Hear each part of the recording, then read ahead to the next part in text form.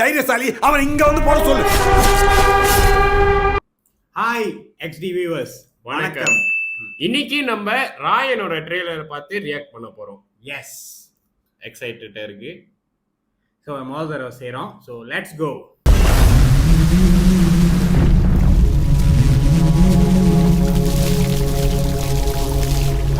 ராயா, காட்டிலே ஆபத்தான மிருகம் எது தெரியுமா? சிங்கம்தான்.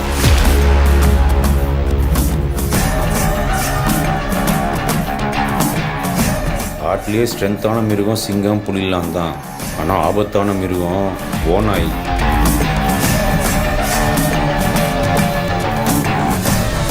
ஒத்தைக்கு ஒத்த நின்னா சிங்கம் ஓநாயை அடிச்சிடும். ஆனால் ஓநாய் பயங்கர தந்திரவாதி. கூட்டமாக சுட்டு போட்டு ஸ்கெட்சு போட்டு சிங்கத்தை அழிச்சிரும். அவன் பெரிய ஆம்பளை, தைரியசாலி அவன் இங்க வந்து போட சொல்லு. வருவான். பேய் மாதிரி வருவான். இறங்கி செய்வான்.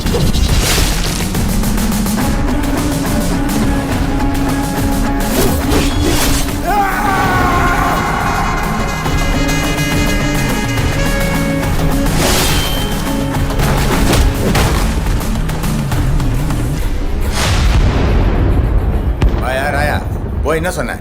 டப்புன்னு கேஸை வாபஸ் வாங்கிட்டான். கெஞ்சி கேட்டேன் சார்.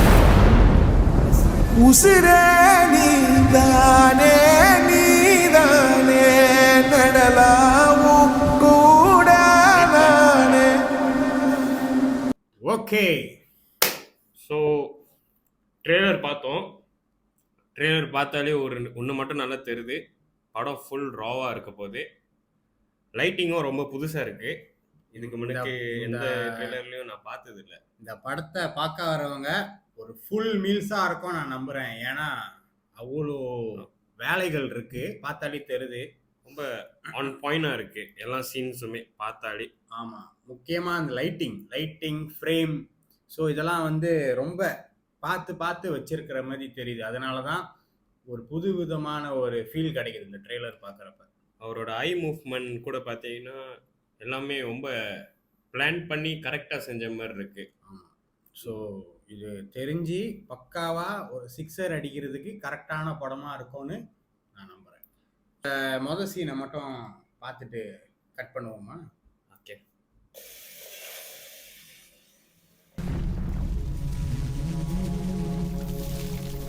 ஏதோ சம்பவம் செஞ்சுட்டு கல்வி. ராயா, காட்டிலேயே ஆபத்தான மிருகம் எது தெரியுமா?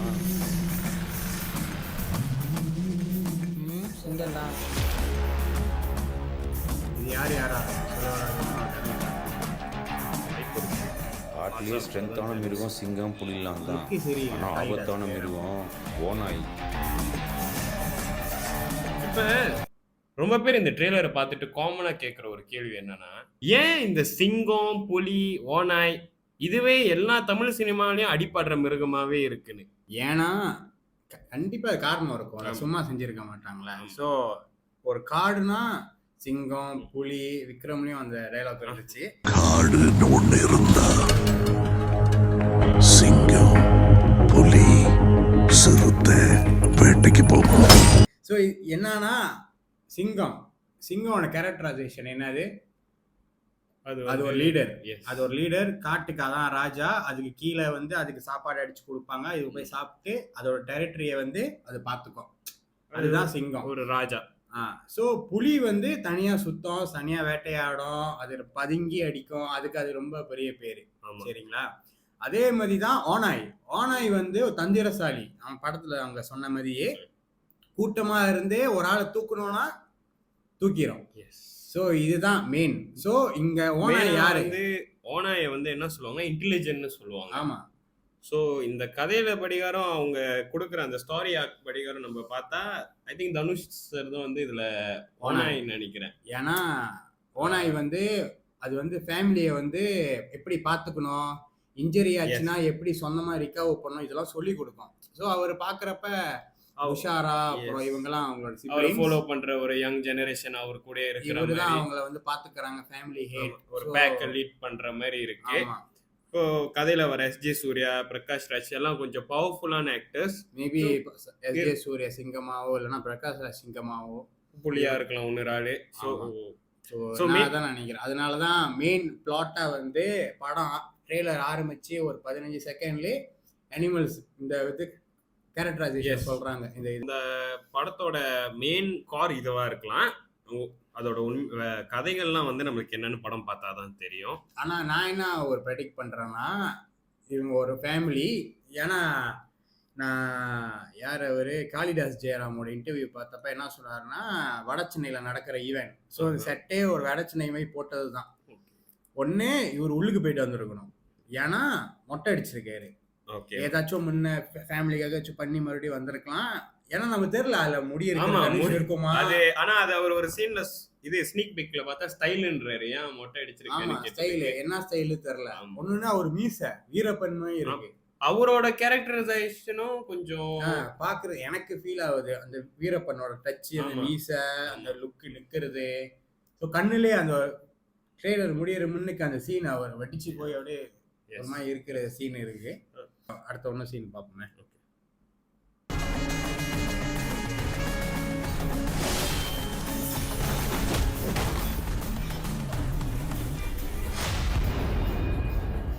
ராயா போய் என்ன சொன்னேன்? டப்புன்னு கேஸை வாபஸ் வாங்கிட்டான். கெஞ்சி கேட்டேன் சார். உசிரே நீதானே நீதானே நடலாமும் கூட நானே.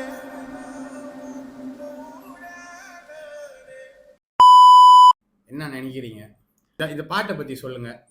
இந்த படத்தோட சோலே எனக்கு தெரிஞ்ச வரைக்கும் ஏஆர் ரமணா தான் இருக்கும்னு நினைக்கிறேன். ஏன்னா அந்த படத்தோட டோட்டல் எமோஷனையுமே அந்த லாஸ்ட் சீன்ல அந்த பாட்டுல அந்த ட்ரெய்லர் அப்படியே ஹாயாவே முடிச்சிட்டாங்க. ஏஆர் ரமன் இந்த படத்துல ஒரு பெரிய பிளஸ்ஸா தான் இருப்பாருன்னு நினைக்கிறேன். அவர் மேபி இந்த சைட்ல தூண் தனுஷ்னா இந்த சைடு தூண் வந்து, ஏன்னா தனுஷ் ஆக்டர், எஸ் டைரக்டர். ஆமா, இவர் வந்து இங்க வந்து இன்னொரு தூண். ஏன்னா பேக்ரவுண்ட் மியூசிக்கே ஹாயா இருக்கு, உண்மையா பயங்கரமா ஹாயா இருக்கு. இன்னொரு ஒரு முக்கியமான தூண் யாருன்னு பார்த்தா மிஸ்டர் கலாநிதி மாறனா தான் இருக்கும்னு நினைக்கிறேன். ஏன்னா இந்த பட்ஜெட், அந்த படத்தோட செட்டு, அது எல்லாமே பார்க்கும் போதே தெரியுது எவ்வளவு கிராண்டியரா இருக்கு. என்னன்னா ஒரு ஃபியூ இயர்ஸ் முன்னுக்கு இந்த மாதிரி ஒரு ஃப்ரேம் வச்சு படம் வந்துருந்துச்சுன்னா பாப்பாங்களான்னு தெரியல. ஆனா எனக்கு தெரிஞ்சு இப்ப இருக்கிற ஹைப் பாத்தீங்கன்னா இந்த படத்துக்கு தான். ஏன்னா ப்ரீவியஸா நம்ம இப்போதைக்கு நம்ம தமிழ் சினிமால இந்த வருஷம் எதிர்பார்த்த மாதிரி அவ்வளோ சிறப்பான படங்கள் இன்னும் வரல. வந்தாரு, போயிட்டாரு. அதோட எக்ஸ்பெக்டேஷனும் கொஞ்சம் கூடயா தான் இருந்துச்சு. பட் அது அவ்வளவு மீட் பண்ணல. இந்த படம் வந்து எனக்கு தெரிஞ்சு இப்போ உள்ள ஜெனரேஷனோட ஃபிளேவர்ல இருக்கு. ஆமா, நம்ம இப்போ உள்ள ஜெனரேஷன் இப்ப இந்த மாதிரி படம் தான் எதிர்பார்க்கறாங்க. சோ அந்த ரத்தம் படம் ஸ்டார்டிங்லயே ஆறுல வர அந்த தண்ணியில ரத்தம் போகுது. சோ இதெல்லாம் கண்டிப்பா டீடைல் இல்லாம வச்சிருக்க மாட்டாங்க கண்டிப்பா. அதுவும் அது கடைசி அந்த போலீஸ் ஆபீசர் ராயர்னு கூப்பிட்டு வேற கேக்குறாங்க. சோ எப்படி போலீஸ் ஆபீசருக்கு ராயனோட பேரு தெரியுது? ராயன் என்ன சொன்னாங்க, பாப்பா ராயன். அப்பதான் ரொம்ப நாள் தெரிஞ்சிருக்கும். ஆமா, எப்படி தெரியுது? எனிதிங் தெரியுது. ஒரு எமோஷன் வந்து ஒரு ஃபேமிலி எமோஷன் இருக்கு, அதை கேரி பண்ணிக்கிட்டே போறாங்கன்னு. பட் அதோட பிளாட் என்னன்னு நம்ம படம் பார்க்கணும். இன்னொன்னு என்ன விஷயம்னா ஸ்டண்ட். ஆமா, ஸ்டண்ட். பீட்டர் ஹெயின் பத்தி ஆடியோ லான்ச்ல தனுஷ் பேசியிருந்தாரு. என்ன பேசியிருந்தாருன்னா, அவரு ஸ்டண்ட் மட்டும் கேட்காம ஃபுல் கதையை கேட்டிருக்காரு. ஏன்னா அப்பதான் எமோஷன் கனெக்ட் பண்ண முடியும் அப்படின்னு சொல்லி, அதுவே ஒரு புது விஷயமா. நான் இதுக்கப்புறம் அவர் வந்து பீட்டர் மாஸ்டர்னு கூப்பிட மாட்டேன், பீட்டர் டைரக்டர் தான், ஸ்டன் டைரக்டர் தான் கூப்பிட போறேன் அப்படின்னு அவரே உடையில சொல்லுவாங்க. என்ன ஸ்பெஷலா வச்சிருக்காங்கன்னு தெரியல. நான் என்ன ஸ்டன்ல வந்து நான் என்ன எதிர்பார்க்கிறேன், என்னோட எதிர்பார்ப்பு என்னவா இருக்குன்னா, நான் விக்ரம் படம் பாக்குறப்ப மோக்கோ பாட் வச்சு அந்த ஸ்டன், அந்த இன்டர்வல் ஃபைட், ஆமா வேற மாதிரி, அதுதான் அந்த ஹாயை எடுத்துட்டு போனது. இப்ப புதுசா என்னமோ ட்ரை பண்ணிருக்காங்க. அதையும் நான் என்னன்னு பாக்குறதுக்கு ரெடியா இருக்கேன். அடுத்தது படி பார்க்கணும்னா இன்னொரு ஒரு இன்ட்ரெஸ்டிங்கா நான் வெயிட் பண்றது என்னன்னா இந்த ஆக்டர்ஸோட பெர்ஃபார்மன்ஸ் தான். ஏன்னா தனுஷ் சாரே வந்து செல்வராகவன் சாரே ஆடியோ லான்ச்ல சொல்லியிருந்தாரு, தனுஷ் சார் எப்படி வேலை வாங்கினாரு, செல்வராகவனே அத்தனை டேக் எடுத்திருக்காருன்னா ஐ திங்க் எல்லாமே ரொம்ப பெர்ஃபெக்டாக இருக்கும்னு நினைக்கிறேன். பட் இது எல்லாமே நம்மளோட எக்ஸ்பெக்டேஷன் தான்.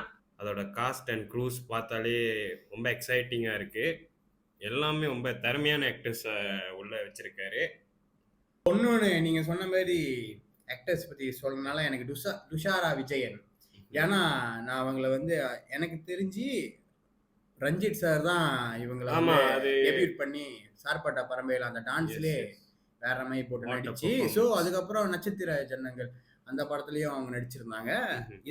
அதுக்கப்புறம் இந்த படத்துல தான் அவங்கள நான் பாக்குறேன். மேபி ஒரு நல்ல ஒரு எஸ்ஜே சூர்யா சாரும் சொல்லியிருந்தாரு. ஆமா அவங்களுக்கு ஆர்வமா அவங்களோட இதை காளிதாஸ் ஜெயராம் அவரும் இதுல அவங்க வந்து ஒரு 2 பேர் முக்கியமான பத்தி சொல்லவே character. வேணாம். காளிதாஸ் ஜெயராமும் சந்தீப் கிஷன். சந்தீப். சந்தீப் நான் ஒரு சந்தீப்போட ஒரு ஃபேன் தான். ஏன்னா ஆமா. நடிப்பு ராவா இருக்கும். ரொம்ப ராவான பெர்ஃபார்மன்ஸ். அவரோட மாநகரம்க்கு பெரிய ஆமா. ஃபேன். லோகேஷ் சத்யா கேரக்டர் காட்டுன மாதிரி சாரோட இருந்துச்சு. டெபியூ படத்துல அவர் ஃப்ரெண்ட் அவங்க. ஸோ படத்தை பார்க்கறதுக்கு நாங்களுமே வெயிட் பண்ணிக்கிட்டு தான் இருக்கோம். வர 26 ஜூலை படம் ரிலீஸ் ஆக போகுது. நாங்கள் எல்லாரும் FTFS தான் போக போகிறோம். பார்த்துட்டு வந்து ஸ்ட்ரெயிட்டாக உங்களுக்கு ஒரு ரிவ்யூவும் கொடுக்குறோம். 26 ஜூலை இன்னும் இந்த வீக் வெளியாவது படம். Yes. கண்டிப்பா போய் பாருங்க, சப்போர்ட் பண்ணுங்க. Say no to piracy. நேரா தியேட்டர்ல போய் பாருங்க. ஸோ இதே மாதிரி இன்னும் நிறைய படத்தோட ட்ரெய்லர் ரியாக்ஷன்ஸ் பார்க்க போறீங்களா, இல்லை இன்னும் படத்தோட ரிவ்யூஸ் பார்க்கணுன்னா இப்போவே XT ப்ரொடக்ஷன்ஸுக்கு ஃபாலோ பண்ணுங்க, சப்ஸ்கிரைப் பண்ணுங்க மறக்காம. பெல் பட்டனை தட்டி விடுங்க, அப்படியே ஒரு லைக்கை போட்டு விட்டுருங்க. எஸ், மீண்டும் சந்திக்கிறோம். நன்றி, வணக்கம்.